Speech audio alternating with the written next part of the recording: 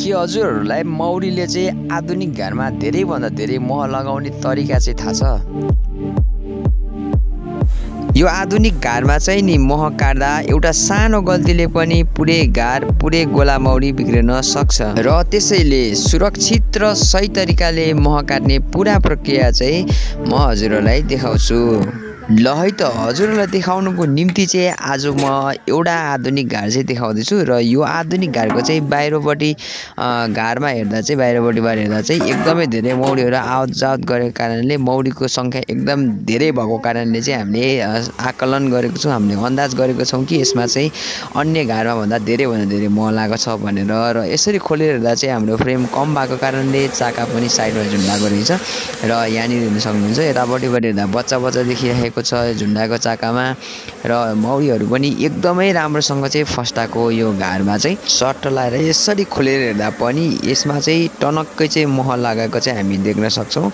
र यति बेला समयको कुरा गर्ने हो भने चाहिँ अहिले बिहानको 9 बजेको चाहिँ आसपासमा चाहिँ हामीले यो मह काट्दैछौँ र जुन चाहिँ यो चाका झुन्डाएको चाका यतापट्टिबाट हेर्दा चाहिँ त्यति मह छैन र यसरी भित्र उचालेर हेर्दा चाहिँ आप्पा टन्न चाहिँ मह भरेर राखेको रहेछ।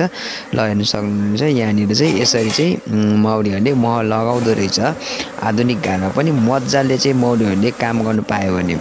र जुन यो देखिराख्नु भएको मुनिपट्टिको सिल गरिराखेको चाहिँ यो सिल गरेको सेतो भाग देख्नु भएको चाहिँ यो चाहिँ प्योर 100% अर्ग्यानिक मह हो। यो चाहिँ मौरीहरूले नै बनाइएका मह चाहिँ यस्तो प्रकारको चाहिँ प्योर मह हुँदो रहेछ। यो माथिपट्टिको जुन देखिरहनु भएको बच्चा चाका कुटहरू पनि ठिकै छन्, तर यसमा हल्का कालो कालो भएको कारणले पनि यस्तो कालोहरू राख्नुभन्दा चाहिँ सकेसम्म काट्दै राम्रो हुन्छ। र यो चाहिँ झुन्डाको चाका हुनाले चाहिँ यसलाई हामीले जसरी पनि काट्नै पर्ने हुन्छ, मह काट्दा चाहिँ यो काटिने हुन्छ र आधुनिक घरमा चाहिँ हामीले राखिदिन सक्छौँ। सट्ट चाहिँ हामी हल्का मौरीलाई चाहिँ धुवा दिँदै धुवाले मौरीलाई चाहिँ शान्त बनाउँदै चाहिँ हामी सम्पूर्ण चाकाहरू चाहिँ काट्ने प्रोसेसमा अगाडि बढौँ। र यो झुन्डिएको जति पनि चाका थियो मैले काटिदिएँ र यसमा हेर्न सक्नुहुन्छ मह चाहिँ एकदमै धेरै नै छ। र यहाँनिर चाहिँ मौरीहरू पनि थुप्रो आएको कारणले चाहिँ मैले पहिला चाहिँ यो मौरीलाई आधुनिक घरमा चाहिँ झारिदिनु पर्ने हुन्छ।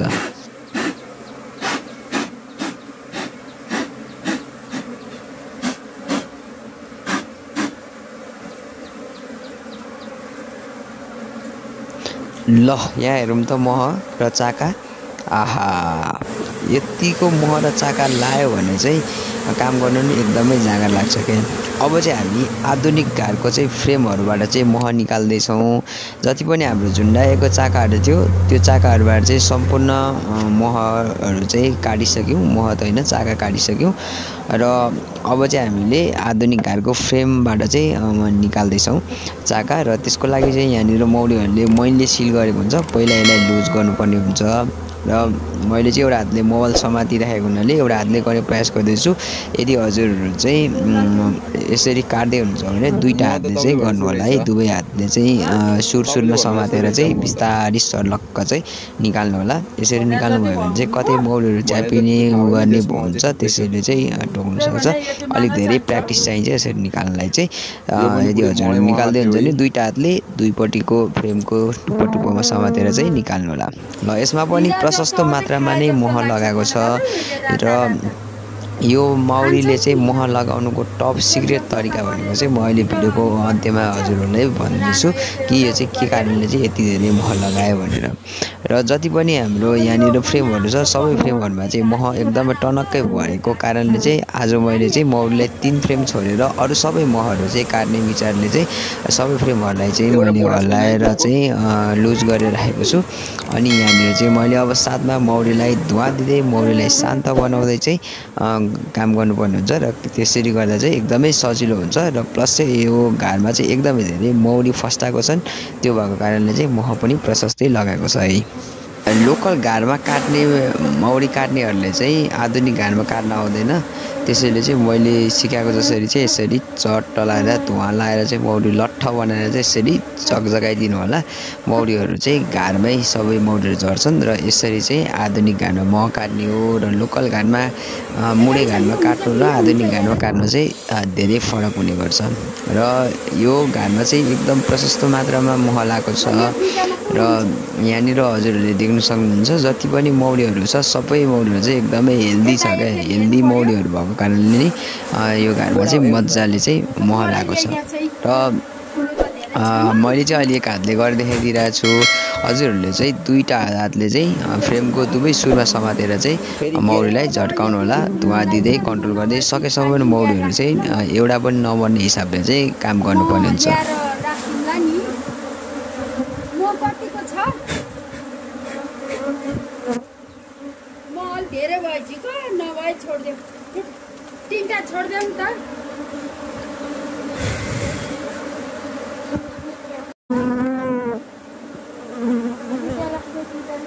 पछि काट्यो नि हुन्छ हुन त।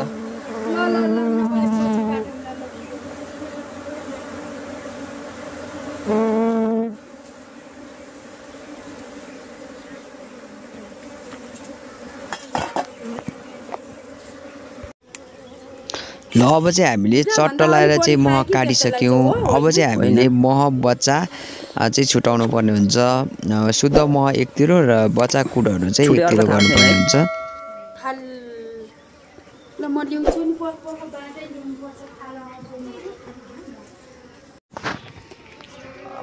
गाइस है मह त बाफ्रे बाफ्रे यस्तो लाएर रहेछ है माउरीले।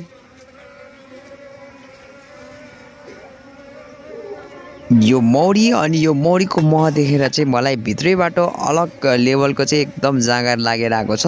अब चाहिँ म यो वर्ष चाहिँ म 20 भन्दा बेसी मौरीकै ट्र्यापरहरू मौरी घरहरू चाहिँ बनाउने छु, जसमा चाहिँ म मौरीहरूलाई पासको रूपमा प्रयोग गर्नेछु। र त्यो भिडियो यदि हजुरहरू हेर्नु चाहनुहुन्छ भने चाहिँ कुनै भिडियो पनि नछुटाइकन हेर्नु चाहनुहुन्छ भने चाहिँ मेरो युट्युब च्यानललाई सब्सक्राइब एवं लाइक गरेर चाहिँ मलाई सपोर्ट गर्नुहोला। र सब्सक्राइब गर्नुभयो भने चाहिँ अन्य आउने भिडियोहरू नि हजुरहरूले चाहिँ सबैभन्दा अगाडि हेर्नु पाउनुहुनेछ है।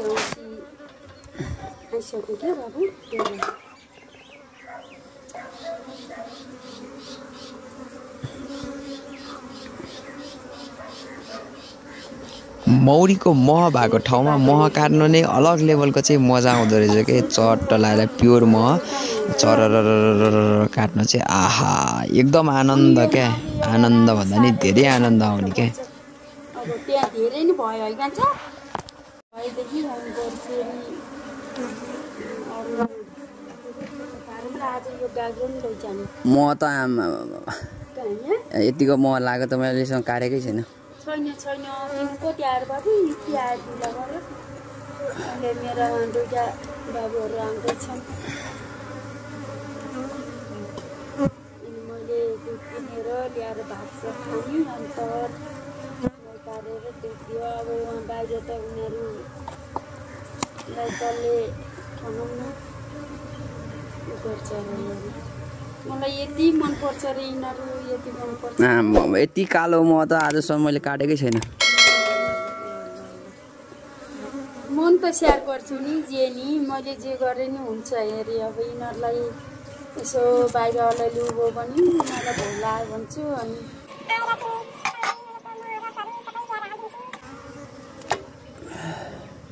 पछाडि पनि छ है यसको त्यो चुपुक्क चुइङ लाग्छ। ल ल राम्रो भएछ जे कुराको नि मिहिनेत गरेपछि तिम्रो नि हात फाप्ने मेरो नि हात फाप्ने क्या। देख्नु मैले लगान्छ आउँछ तिमीलाई एउटा मलाई एउटा। गाग्रो त हटाउ न यो कसैले गाग्रो भन न तामाङलाई गाग्रो गाग्रो र रौसी बाख्रा कसैले हुन्छ नि। ल अन्त त्यही भएर त तिमीलाई बोलाएको नि। अब चाहिँ हामीले फाइनली मौरीको महहरू चाहिँ काट्ने काम सकियो र चाकाहरू काट्ने काम सकियो। अब चाहिँ हामीले जुन काटेको बच्चाहरू चाहिँ थियो त्यो चाहिँ मौरीलाई नै दिनुपर्ने हुन्छ। यो चाहिँ मौरीले बच्चा हुर्काउँछ र जति पनि यो काटेको भागहरू छ यिनीहरू चाहिँ सबैमा मौरीहरू आफैले चाहिँ अब फेरि यहीबाट चाहिँ चाका बनाएर यसैमा बच्चा बनाउने मह बनाउने प्रक्रियालाई चाहिँ फेरि यिनीहरूले दोहोऱ्याउँछन् है। र यिनीहरूलाई चाहिँ हामीले राख्ने बेलामा जति पनि मौरीहरू छ यिनीहरूलाई चाहिँ एउटा पनि मौरी नमर्ने हिसाबले चाहिँ राखिदिनु पर्ने हुन्छ। अहिले त यहाँ मेरो फ्रेमै नछिने गरी चाहिँ मौरीहरू यहाँ झुप्प परेर बसेको छ। मैले अघि नै पनि भनिहालेँ यो चाहिँ एकदम ठुलो गोला भएको कारणले चाहिँ यसमा मह पनि छ, मौरी एकदम मजबुती गोला छ र यो हामीले मौरी नकाटेको भने यो मौरी भाग्थ्यो पनि होला सायद। र हामीले काटेपछि चाहिँ अब चाहिँ एकदम राम्रो भयो, एकदम आनन्द ढुक्क भयो। र यसरी चाहिँ बिस्तारै चाहिँ फ्रेमलाई राख्नुपर्ने हुन्छ। जति चाहिँ मौरी चाहिँ सकेसम्म एउटा पनि नमर्ने गरी चाहिँ हामीले फ्रेम राख्नुपर्ने हुन्छ। सकेसम्म त हामीले अगाडि स्टार्टिङमा नै ध्यान दिएको हुन्छौँ कि आधुनिक घरमा चाहिँ हतपत मौरीहरू च्यापेर नमर्ने हिसाबले नै नापिराखेको हुन्छ। तर बाइचान्स कता कुनै ठाउँमा चाहिँ च्यापिने भएको कारणले जोगाएर चाहिँ गर्नु होला, मौरी चाहिँ बचाउनुपर्छ। यो घरमा धेरैभन्दा धेरै मह लगाएको छ र यो मह लगाउनुको सबैभन्दा मुख्य प्रमुख कारण भनेको चाहिँ यो घरमा प्रशस्त मात्रामा घाम लाग्ने भएको कारणले चाहिँ यो घरमा प्रशस्त मात्रामा मह छ र यो सँगै वरिपरि राखिएका मौरीहरूमा चाहिँ त्यति साह्रो मह छैन, तर यसमा चाहिँ प्रशस्त मात्रामा छ। र जति पनि फ्रेमहरू छ अब चाहिँ हामीले यसरी राखेर चाहिँ हामीले मौरी घरलाई चाहिँ प्याक गरिदिनु पर्ने हुन्छ। र फेरि मौरीहरूले चाहिँ यसैमा चाहिँ यो घरलाई सफा गरेर फ्रेमहरूलाई सरसफाइ गरेर चाहिँ यसैबाट चाहिँ फेरि यसैमा चाका उठाएर चाहिँ बच्चा कुट मह के जम्मा गर्नुपर्ने उनीहरूको आवश्यकता अनुसार चाहिँ जम्मा गर्ने गर्छन्। यदि हजुरहरूलाई चाहिँ यो भिडियो थोरै पनि उपयोगी लाग्यो भने चाहिँ लाइक गर्नुहोस् र यस्तै नयाँ भिडियो चाहनुहुन्छ भने चाहिँ मेरो युट्युब च्यानललाई सब्सक्राइब गर्नुहोस्।